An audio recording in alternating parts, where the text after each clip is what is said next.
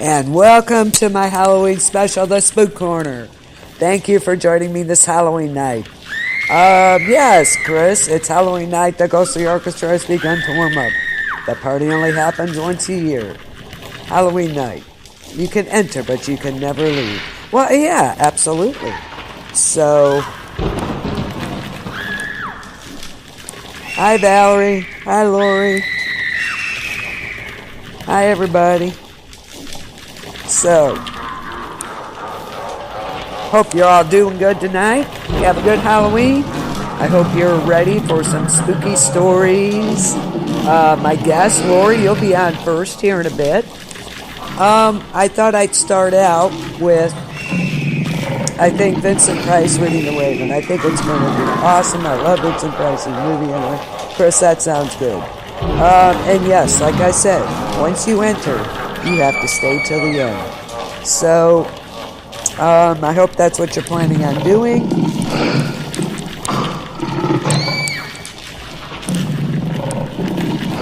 And silly me. I don't know what I just did. Okay.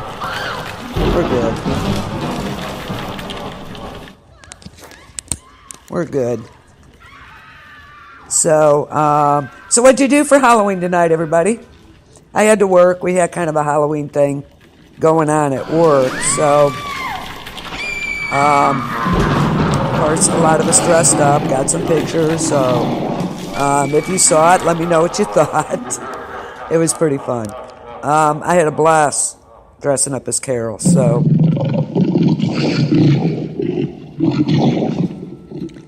why can I not hear this?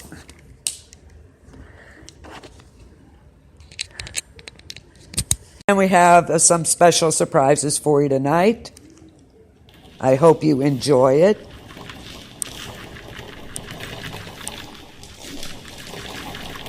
I really did. Not a thing. Chris, did you Uber Valerie? What'd you do tonight? Anything? I didn't get to see my granddaughter dressed up, but that's okay. I'm sure I'll get pictures. Watching scary movies today?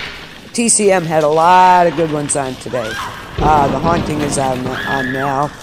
Of course, we know it as Legend of Hell House. Dementia 13 was on there today. You're watching scary movies all day? I hope so. It's been a fun day for movies. I couldn't watch. It's a secret. Like I said, I couldn't watch a lot of the movies. I was at work all day. Oh yay! But we had a lot of fun. So yeah, I think the first thing I'm going to do is we'll hear from Mr. Vincent Price himself reading The Raven. I'm watching the B movies. Yeah, those are the great ones, aren't they? Hope you're ready to party for a while. Got some great music. Chris will be joining me later. We have a few surprises for you. Hope you enjoy those. It's going to be great. It's going to be great. Let's see. So, the witches and ghouls and goblins, ghosts, and everything's out tonight. So, I hope you have you're ready to receive them. So, they'll probably be running around visiting everybody. I think the priests are going to stop by a little later, too. Oh, no!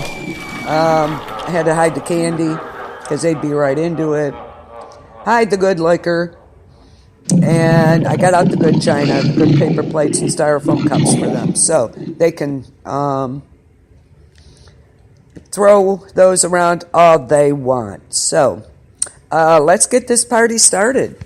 And Vincent Price and The Raven is coming right up.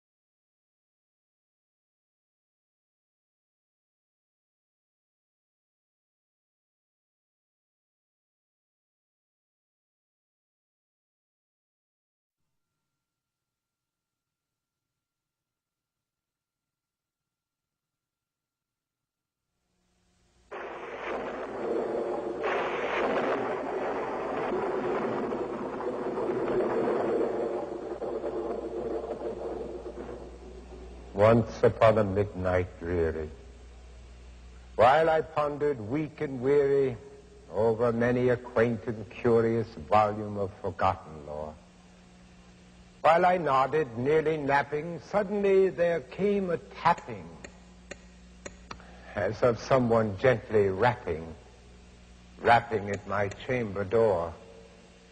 "'Tis some visitor," I muttered, tapping at my chamber door, "only this and nothing more." Distinctly I remember it was in the bleak December, and each separate dying ember wrought its ghost upon the floor. Eagerly I wished the morrow, vainly I had sought to borrow from my book surcease of sorrow, sorrow for the lost Lenore, for the rare and radiant maiden whom the angels call Lenore, nameless here forevermore. And the silken, sad, uncertain rustling of each purple curtain thrilled me, filled me with fantastic terrors never felt before, so that now, to still the beating of my heart, I stood repeating, "'Tis some visitor entreating entrance at my chamber door. Some late visitor entreating entrance at my chamber door. This it is, and nothing more." Presently my soul grew stronger, hesitating then no longer. "Sir," I said, "or madam, surely your forgiveness I implore. But the fact is I was napping, and so gently you came rapping, and so faintly you came tapping at my chamber door, that I scarce was sure I heard you. Here I opened wide the door. Darkness there, and nothing more. Deep into that darkness peering, long I stood there, wondering, fearing, doubting, dreaming dreams no mortal ever dared to dream before. But the silence was unbroken, and the stillness gave no token, and the only word there spoken was the whispered word, "Lenore."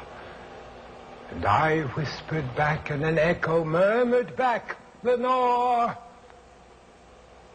Merely this, and nothing more. Back into the chamber turning, all my soul within me burning.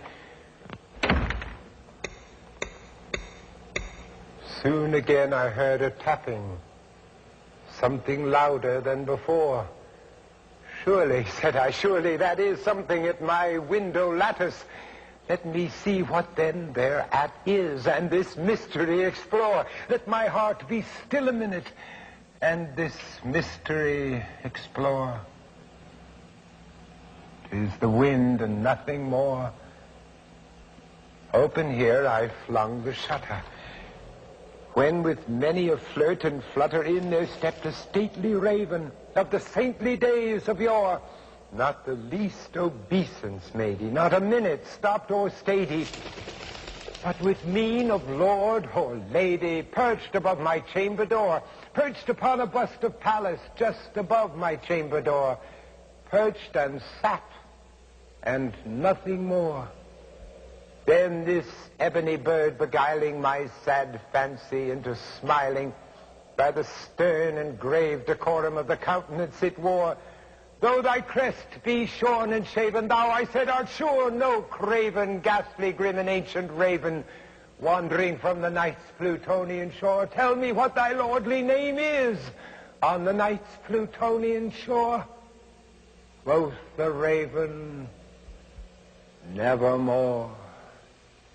Much I marveled this ungainly fowl to hear discourse so plainly, though its answer little meaning, little relevancy bore. For we cannot help agreeing that no living human being ever yet was blessed with seeing bird above his chamber door, bird or beast, upon the sculptured bust above his chamber door, with such a name as Nevermore.